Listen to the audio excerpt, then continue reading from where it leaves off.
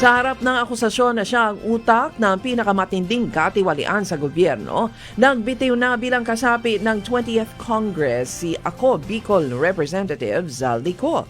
Sa 3 pahinang resignation letter ni Co, sinabi nito na mabigat man ang kanyang puso ay nagpaabot ito ng pagbibitiw bilang kinatawan ng mababang kapulungan.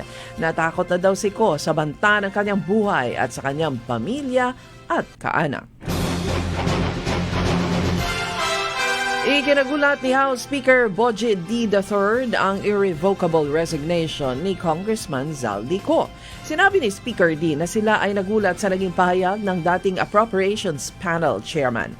Ayon sa House Leader, batay sa kanilang pag-uusap na kapag hindi pa makipag-ugnayan si Co sa House Committee on Ethics and Privileges ngayong Martes, ay sususpindihin siya bilang mambabatas. Direktang itinuro ni Senator Francis Cheese Escudero si dating House Speaker Martin Romualdez bilang ugat ng mga kaguluhang nagaganap sa bansa sa ngayon. Ito ay upang siraan si Vice President Sara Duterte upang wala na siyang malakas na kalaban sa presidential election sa 2028. Ang privilege speech ay may titulong "Huwag magpadala sa script at saraswela ni Martin Romualdez." Sinabi niya na malakas pa din ang impluwensya ni Romualdez kahit wala na ito sa pinakamataas na pwesto sa Kamara, pero gumagalaw ito para madawit ang ilang mga senador sa kontrobersiya.